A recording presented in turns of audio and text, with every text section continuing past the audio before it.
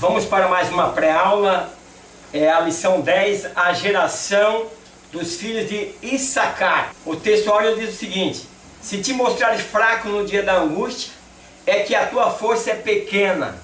Então, tem horas que nós, mesmo parecendo que estamos em desvantagem, nós temos que nos mostrar fortes. Nós temos que se fortalecer no Senhor para que a nossa força não seja pequena. A verdade aplicada, ela diz o seguinte: a certeza de que o Senhor está conosco já é o suficiente para avançar e conquistar tudo o que Deus preparou para os seus. Então, a Bíblia fala muito de nós chegarmos a Deus com inteira certeza de fé. Então, aqueles que vão a Deus duvidando, têm um problema para receber bênçãos e para alcançar as vitórias que nós precisamos a cada dia de nossa vida. A introdução, ela diz o seguinte: o capítulo 49 de Gênesis apresenta Jacó nos últimos momentos de sua vida. Ele agrega seus filhos e netos ao seu redor e profere uma bênção profética que revela o destino de cada um de seus filhos e netos. Veja bem aí, Jacó reunindo os seus filhos e proferindo bênçãos. Então nós precisamos pegar isso como exemplo para que nós possamos também proferir bênçãos sobre os nossos filhos. O objetivo da primeira parte da lição é o seguinte: mostrar quem era Issacar, a bênção profética em sua vida e as decisões que tomou acerca de si. Issacar, jumento de ossos fortes. Jacó, quando abençoou, anteviu um tempo de possessões e prosperidade, mas Issacar se curvaria diante de invasores estrangeiros. Dois fardos se revela aí a longas horas de trabalhos e baixos salários, né? Nós temos muitas pessoas carregando esse dois fardos aí. Elas não investem em si mesmo e depois elas começam a carregar os dois fardos. Muito tempo trabalhando, mas sem resultado. Embora eu não esteja muito de acordo com o que o comentador disse no início dessa lição, mas eu quero me ater ao ensinamento deste comentador e ensinar de acordo com o que ele preparou a lição. Issacar era forte, mas decidiu ser escravo e não lutar.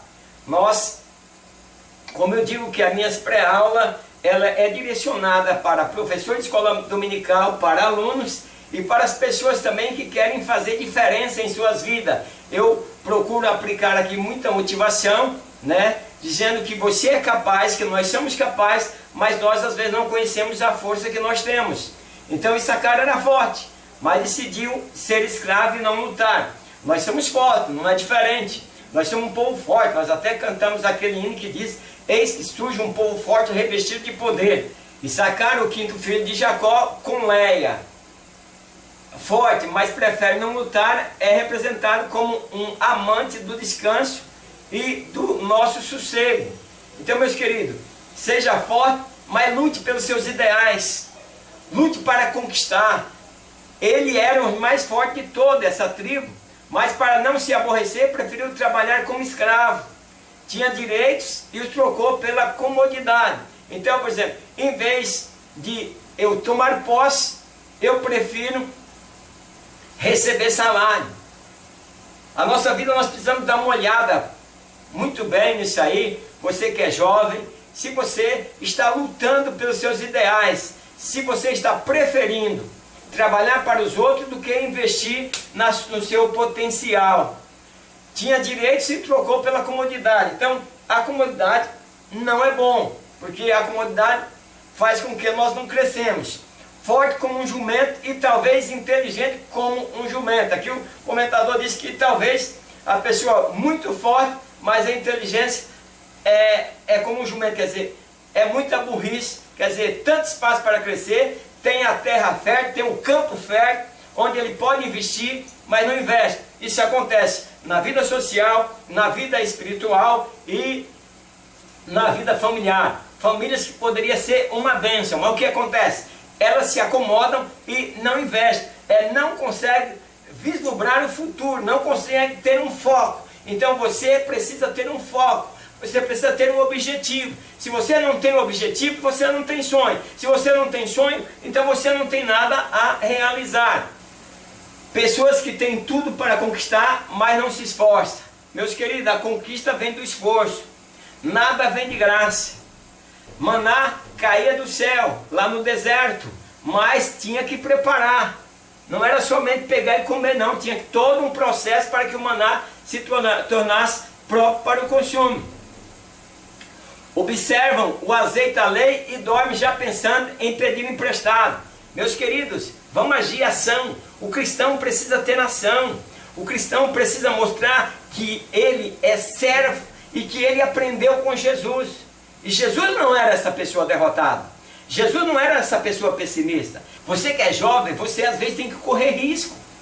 Você quer ter uma vida espiritual brilhante, você precisa investir em você. Mas como você vai investir em você?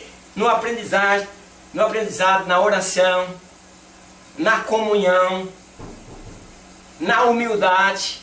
Isso são requisitos que fazem com que o cristão cresça no meio espiritual. Preferir ser escravo não é característica dos grandes heróis de Deus, que sempre buscaram força na hora da fraqueza. Meus queridos, o que é isso? Você prefere ser um escravo do que ser o patrão? Quer dizer, algo está errado, você está com medo de correr risco. A nossa vida nós viemos correndo risco. Calcule os riscos e vá atrás dos teus sonhos. Tinha força, mas preferiu esquecer o que possuía para não ter que se envolver em uma luta. Nós vemos aí, eu estou trazendo esse comentário do nosso comentador da família, da geração de Issacar, para os nossos dias. Você tem força, você tem vigor, mas você prefere não lutar. Eu mexo muito, meus queridos, eu falo muito do lado material, misturando o espiritual com o material, porque, meu amigo, se você é um fracassado na vida material, você não tem sucesso na vida espiritual. Se na tua casa falta tudo, por falta de esforço, você é acomodado, você prefere o descanso, como você vai ter uma vida espiritual próspera, se a tua casa é o berço da necessidade, por causa que você não se esforça, porque você não vai à luta? Então, meus queridos, nós temos que conquistar. Então para de ficar por aí só reclamando. Por que Issacar decidiu não lutar? Estava contente em ser escravo. Era cômodo. Não corria risco nenhum. E nós temos muitas pessoas desta forma. Você terminou sua faculdade, ou você que vai fazer sua faculdade, você precisa ver antes o campo de trabalho que tem. Jovens, pastores, nós precisamos incentivar os nossos liderados a buscarem. O objetivo da segunda parte da lição: apresentar 3 defeitos predominantes da primeira geração dos filhos de Issacar. Então, nesse ponto, nós vamos estar apresentando para a nossa classe 3 defeitos predominantes desta geração de Issacar. Então, nós temos, o primeiro deles é o seguinte: visão deturpada de si mesmo. Como você se vê? A hora que você olha no espelho, você se assusta. Não é essa caricatura que você queria ter. Não é essa presença que você queria ter. Você está assustado com você mesmo. Você tem uma visão: não, eu não consigo, isso não é para mim. Eu tenho falado várias vezes: para com esse negócio de dizer que isso não é para você. Tudo, essa terra é para que nós conquistamos. Se você, teu objetivo é conquistar algo, vai à luta, é para você sim. Desde que você não desonre alguém ou não desonre a Deus. Desde que isso que você está atrás agrada a Deus, você vai ser abençoado e você vai conseguir. Você vai chegar lá. Então, para com essa visão deturpada. Falta de determinação. Não tem determinação. Começa uma coisa e não termina. Para que não dizer que nós temos liderança que faz grandes projetos para a igreja, não está à altura. E faz grandes projetos e começa, como os políticos, começa e não termina. Isso é feio. Vamos ter determinação. Vamos traçar no papel. Vamos determinar o que nós vamos fazer. Vamos determinar a bênção de Deus na nossa vida, é ela que nos enriquece. Determine bênção na sua família. Determine bênção para seus filhos. E você vai ver que Deus vai interagir junto com você. O terceiro, preguiça. Meus queridos, a preguiça atrapalha. Salomão diz, vai ter com a formiga, fica olhando como elas trabalham. E toma isso como exemplo. Deixa de ser preguiçoso. E tem... Quem é você e o que deve fazer para ser vencedor? Faça essa pergunta. Quem sou eu? De que maneira que eu estou agindo? O que estou fazendo para fazer a diferença? Como eu vou fazer a diferença na igreja? Você pergunta para você e aí você faça um rascunho. Eu vou agir assim, eu vou trabalhar, eu vou planejar, eu vou alcançar isso. E você começa a ter resultados na igreja. Sua família, você não cresce. Tem trabalhadores cristãos que tudo que entra ele gasta. Vive mais tomando emprestado e não pode pagar. Com o nome de nó cego, porque não tem administração. Ele não tem uma visão de si mesmo. Quando você possui muita terra, claro, aí você não dá conta de tudo, mas tem um pouquinho de terra que dá para plantar ali uma fruta, uma coisa ou outra, e está fazendo ali suas negociações, negociando. Não, prefere arrendar para não correr o risco. Pode não vir chuva, pode ser sol. Então, não se arrisca. Você nunca vai ser ninguém. Você tem medo. Você é tímido com você mesmo. Professor de escola dominical, para de tua escola estar diminuindo e você não está vendo. Mude, vê o que você tem que mudar para que tua escola seja mais participativa. Dê oportunidade para as pessoas participar da tua escola. Crie debates. Meus queridos, as pessoas falam, por exemplo, que o boi não conhece a força que tem. Senão dificilmente o homem o dominaria. Você tem um potencial. Além de você ser o ser humano que Deus fez com todo carinho, você ainda é um cristão. Então é mais potente ainda. Você tem força, você tem vigor, porque você tem Deus na sua vida. E porque você está vivendo essa vida medíocre, essa vida de miséria, essa vida de pessoas que parece que não tem esperança no futuro, e voltando para o mercado de trabalho, como serve? Não empreendeu, não tem força de um empreendedor, porque não conhece o potencial que tem, não tem consciência do seu potencial, e por isso então tem que viver dominado pelos outros. Nós nos tornamos filhos de Deus. Grande amor nos concedeu o Pai, que agora somos feitos filhos de Deus. E não é manifesto ainda o que nós havemos de ser, mas para isso é uma luta. Deus detesta preguiçoso, Deus detesta covarde. Parece que nós escolhemos o canto dos covardes, o canto dos preguiçosos. E não vamos à frente, não encaramos a batalha de frente. Falta de determinação. Compare você, sua família e sua igreja com a geração da tribo de Issacar. Sobra ou falta de determinação? Tem alvo, tem propósito? Meu querido, que falta de determinação é essa na tua vida? Vamos mudar, vamos planejar. Quando eu digo, olha, você é jovem que está ingressando hoje no mercado de trabalho. Planeje, determine que você vai ser o melhor. E que você vai conquistar os melhores postos. Você tem direito a isso. São direitos que Deus nos deu. Direito de sermos cabeça e não cauda. Como cristão, onde você quer chegar? Você quer chegar ao tempo do arrebatamento e ser deixado? Qual é o teu alvo? Como homem que tem que trabalhar, que tem que viver o suor do teu rosto, que tem que ter esforço, que tem que ganhar o pão de cada dia, qual é o teu alvo? Qual é o teu propósito? Então nós precisamos ter determinação, ter alvos e ter propósito. São questões que nós temos que trazer para o dia a dia. Nós não podemos ficar no pé da letra, nós temos que trazer para o dia a dia, para que nós possamos analisar como está a nossa vida, como está o andamento, como está desenrolando a nossa vida. Estavam fincados na terra, mas estavam fora dos objetivos divinos. Meus queridos, nós estamos dentro da igreja e fora do objetivo, cheio de mentirosos.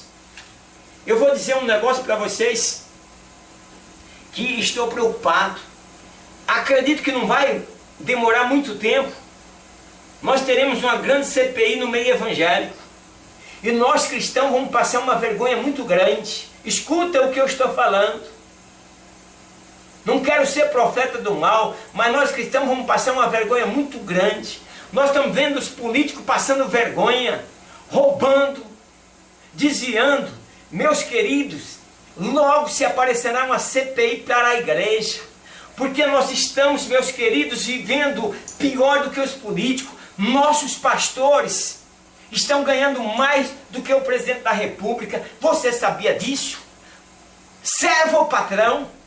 Para servir a Deus, os pastores estão na qualificação de servo ou na qualificação de patrão. Não estou profetizando, não estou pedindo vida de miséria na vida de nenhum dos pastores. Mas aqui, na nossa região, nós temos pastor jubilado com 40 mil reais por mês. Isso é uma vergonha. Vai ser preciso mesmo que as autoridades intervenham na igreja, porque os cristãos estão sendo enganados. Isso eu estou falando, esse que eu estou falando, 40 mil reais, homens de Deus da Assembleia de Deus, ganhando 40 mil reais porque foi jubilado. Para que um pastor precisa ganhar 40 mil reais mais do que um presidente da República? E nós temos, e são muitos, os salários de pastor são um salário maior de qualquer político. E a igreja não tem uma creche para atender a necessidade infantil. A igreja não consegue separar uma classe, uma ala, construir uma ala para poder atender as crianças que são o futuro de amanhã. Nossas crianças estão crescendo e entrando na droga e se desviando, e os pastores estão preocupados com seus ordenados. Meus queridos, me perdoem, pastores, mas vocês não precisam ter alto salário. Vocês estão na qualidade de servo. E o servo, ele não tem alto salário, ele tem amor, ele dá a vida pelas suas ovelhas. Ele está ali para servir. Mas hoje não se pode tocar nisso. Muitos pastores candidatos ao inferno. Eu fico pensando, a pessoa que trabalha tantos e tantos anos na obra de Deus e depois jubilha com altos salários e vai ficar deitado como a tribo de Issacar. Não precisa investir em nada. O dinheiro vem enquanto os fiéis estão ralando para dar seus dízimos e ofertas. Claro que nós como cristãos queremos ver nossos dízimos e ofertas bem aplicados. Não queremos ver nossos pastores agindo como os políticos safados, como os políticos corruptos. Abre o olho aí, meus queridos irmãos, verifica para vocês verem. Um pastor vai pregar numa igreja, recebe 10 mil reais para pregar numa igreja. Isso não é servo, gente. Isso é patrão. Nós estamos convidando patrões para pregar em nossas igrejas. Nós precisamos de servo para que a glória de Deus caia. Meus queridos, o Brasil não esperava isso. Que as nossas igrejas chegassem a esse nível.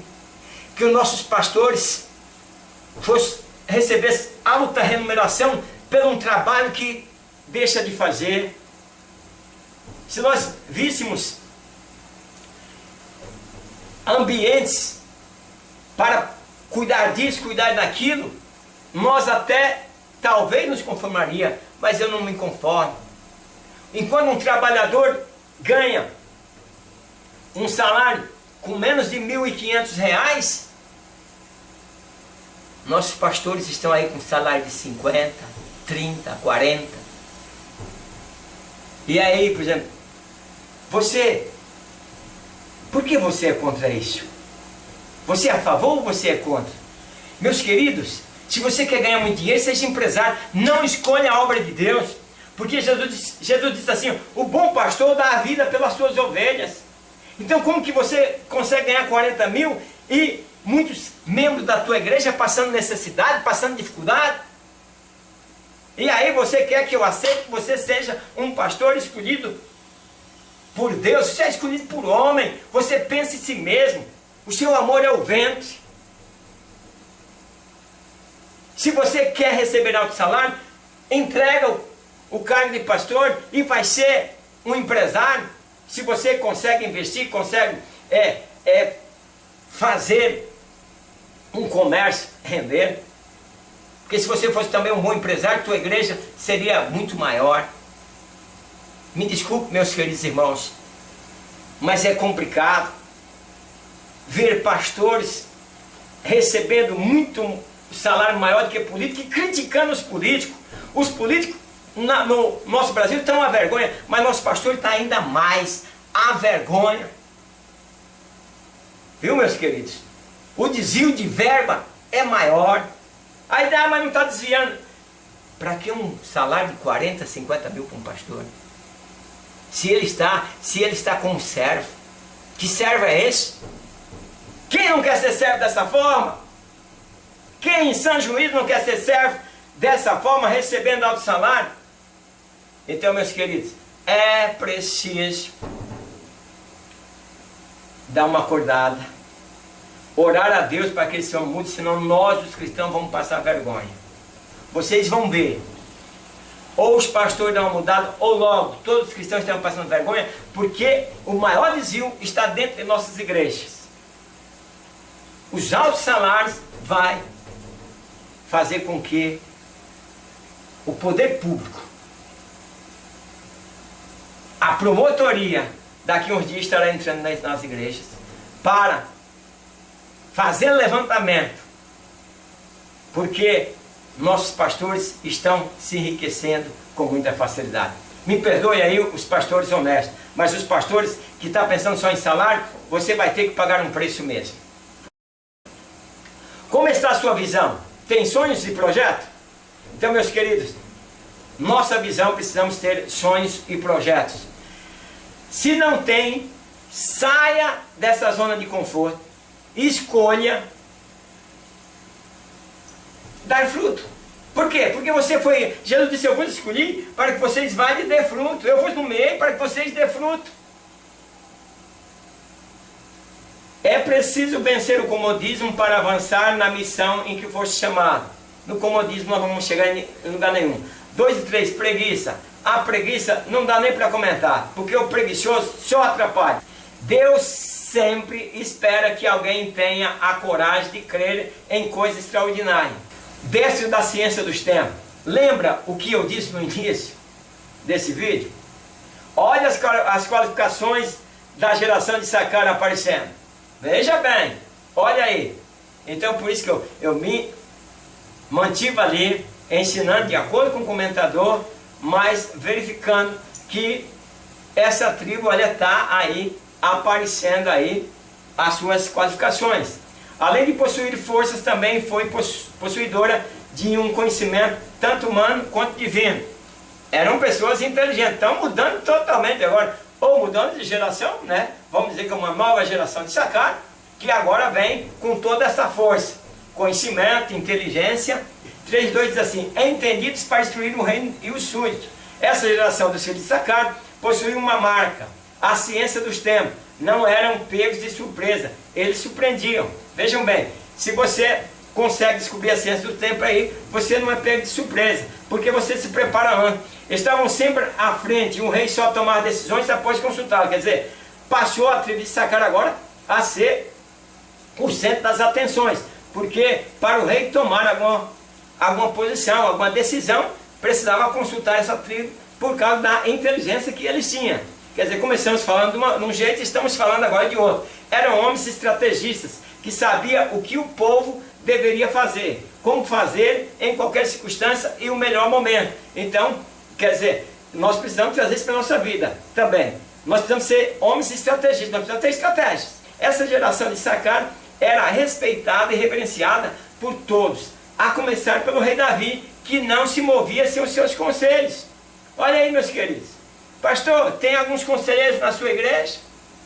É preciso verificar esses homens de fé, de bons conselhos, para que possamos também consultá-los de maneira que nós possamos crescer e avançar. Perdemos muito tempo na vida por não entender os tempos de Deus. Então, nós às vezes somos apressados ou somos retardados. Às vezes somos retardatários demais. Demoramos para agir e agimos fora do tempo de Deus. Outra hora, avançamos muito rápido, também agimos fora da direção. Tem que ser tudo no tempo certo. Essa geração não somente conheceu, mas também influenciou seu rei e seus irmãos. A geração de Issacar nos estimula a viver e agir de forma diferente em nossos dias. Precisamos urgentemente aprender a interpretar os sinais do nosso tempo. Eles possuíam um altíssimo nível de ciência divina. E hoje o Espírito Santo nos convida para viver da mesma maneira em nosso tempo. Que bom que a lição terminou assim. Nós estamos chegando ao final desta videoaula. Eu quero convidar vocês a estar postando no Facebook esta pré-aula, e para que mais pessoas tenham acesso, gostaria também que você fizesse alguns comentários, porque você comentando, a gente vai mudando aquilo que precisa mudar. Pode ser crítica, desde que não seja aquela crítica que vai nos desanimar. Alguns fazem umas críticas que te jogam lá embaixo. Aí não é, aí você é um pessimista e está querendo atrapalhar. Mas aquelas críticas que vêm para construir, seja bem-vindo. Que Deus abençoe você, que Deus abençoe a sua família e que Deus abençoe a sua escola. Meu muito obrigado.